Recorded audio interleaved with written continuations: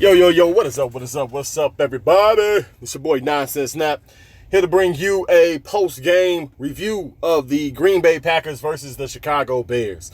You already know what it is. This the channel's going to bring you content, whether truth or lie. It's your discernment to know if it's fact, but it's always fact because it's coming from Nonsense Snap. Old channel got shut down by YouTube, or at least suspended for right now, so I'm on a new wave, this new one here. So fans, followers, be sure to check out this new content. I'll be listing this on my Twitter, Nonsense Snap 21, and also on Facebook when I get back on there, Nonsense Snap. So be on the lookout for that soon. But yeah, let's get into this. As you can see, the score: Green Bay 24, Chicago 23. Oh, man, this game was a heartbreaker for me, being a Chicago fan. First half was amazing. Mitch Trubisky showing us he's got wheels for a 2-yard run early. Defense was pretty much unstoppable in the first half for the Bears. Didn't really allow anything going for the Packers. No rhythm to get into. Aaron Rodgers was stifled. Even got injured in the second quarter. Pretty much went out on the stretcher. Everybody thought that the game was over. Bears is up 20-0 at that point in time due to a defensive score with Khalil Mack getting an interception for a touchdown, also forcing a fumble and recovering his own forced fumble, plus getting a sack and a tackle. Mind you, this is the only player in NFL history to force a fumble, recover a fumble, interception for a touchdown, plus a sack, all in the first half of game. So shout out to you, Khalil Mack, letting them know why you are the highest paid defensive player in the NFL and also a Chicago Bear. But after that first half, man, it was kind of lackluster. Really didn't get that much ball movement from the Bears. We also didn't get as much pressure up front on the defense. Reason being, the Packers did not go back under center. They essentially transitioned into a shotgun via pistol formation for the remainder of the second half. So that pretty much means you had a back there the whole time, pretty much either be handing the ball off, running, or for blocking purposes, which was pretty much what Aaron Rodgers needed. So you had the amount of time to be able to dissect this Bears defense, and that he did. It took him a third quarter to actually realize what was going on the Bears defense, and fourth quarter, after he knew, he put up 21 points unanswered.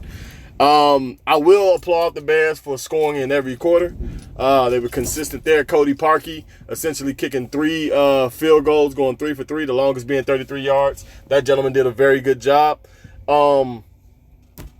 Besides that, special teams did an okay job, and defense did a fairly good job as well for the Bears.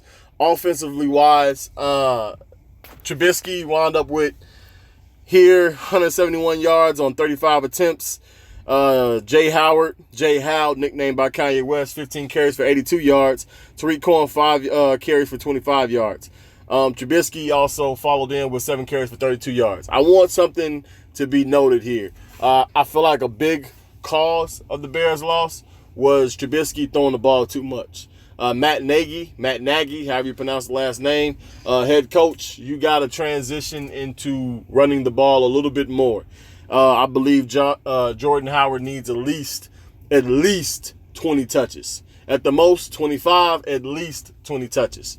You got to give them in a rhythm. You got to get them going. That you got both backs averaging 5 yards a carry. That means at least one time they touch the ball, they're giving you 5 yards.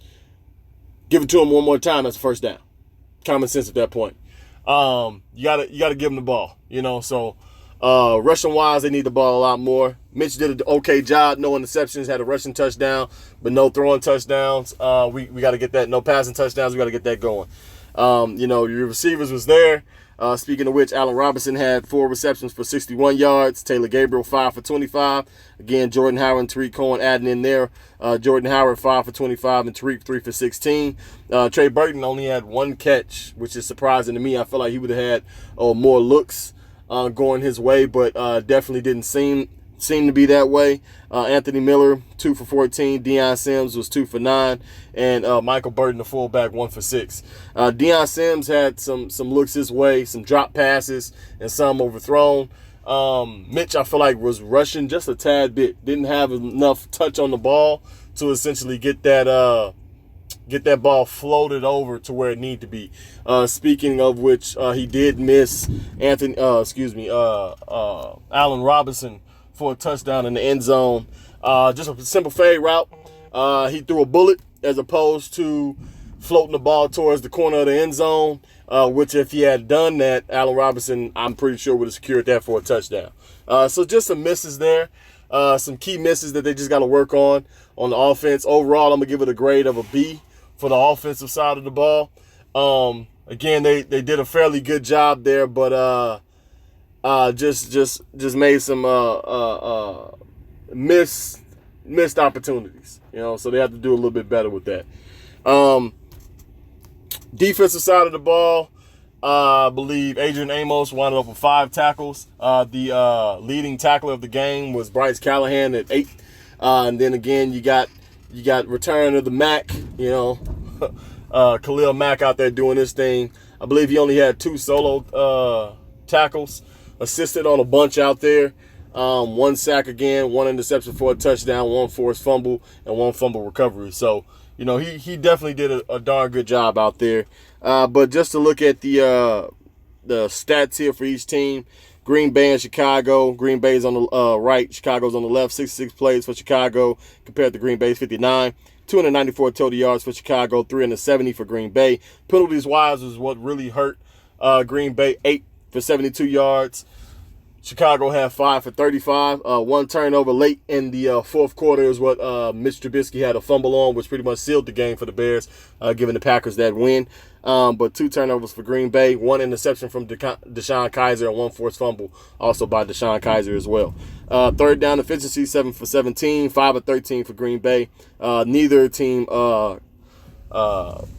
essentially carried over on 4th down. Neither team, got approved of a down on that. I can't think of the word for it. I apologize, but neither team essentially completed a 4th down. Excuse me. Passing wise, again, Mitch going for 35 yards. Definitely shouldn't have been the case. Going for 35 attempts definitely should have been the case. More around the 20 attempts, 25 at the most. And then you take away 10 of those and split it between Tariq and Jordan, giving Tariq about 4 more touches and Jordan about 6. And I feel like 6 more touches on this 15 puts him at 21. He breaks out to get over 100 yards, possibly a touchdown as well. That's just what they got to start thinking as far as getting Jordan Howard involved into the offense just a little bit more. But 155 yards on passing. Again, Aaron Rodgers, 25, 37 for 301. 3 passing touchdowns for Green Bay, none for Chicago.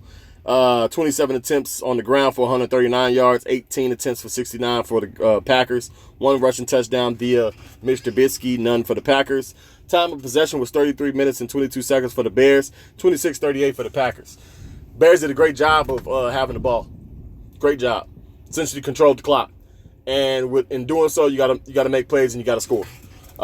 You can't have it to where you're out there moving the ball but not scoring. That's like doing a lot of dribbling and not scoring the ball. So we got to get that progression, getting the ball upfield, moving the football upfield progressively, via passing and running, and actually solidifying a touchdown in the end zone. Field goals are good, but in this particular case against the Packers, you can't give Aaron Rodgers any room.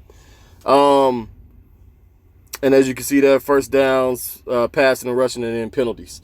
But one thing I do want to note is this here. 3 plays, 4 yards, 4 plays, minus 3 yards, 3 plays, 5 yards, 12 plays, 6 yards for a field goal. So this is all in the fourth quarter. I want to say maybe second half as well, but I believe this is all in the fourth quarter. 3 plays for 4 yards, 4 plays for minus 3 yards, 3 plays for 5 yards, 12 plays, 60 yards for a field goal, 3 plays for 8 yards, 3 plays for 9 yards. You can't have that. You can't have that, especially with your halfbacks averaging 5 yards a carry. You can't have that. So, Nagy, you know what you need to do. Let's get on it. Fans out there, followers, those who watching the channel, follow the channel. Let me know down below what you guys thought about this Bears game, this Bears versus Packers game. What you guys thought about it? What were some key moments in the game that you guys liked? What were some points to where you feel like the Bears could have got better? I'll let you know the highlight for me was Khalil Mack interception, pressured by Roy Robertson Harris, adding that pressure on Deshaun Kaiser at the time. But yeah, for me, that was the highlight of the game for me. So let me know down below what you guys thought about it, where the Bears can improve. We got a Monday night game here coming up, so we're kind of excited about that. Get an extra day to essentially, work on things, get better, fine tune some stuff. But always remember this channel is going to bring you content, whether truth or lie. Sure, discernment to know if it's fact, but it's always fact because it's coming from Nonsense Snap. All right, everybody, be safe out there. Peace.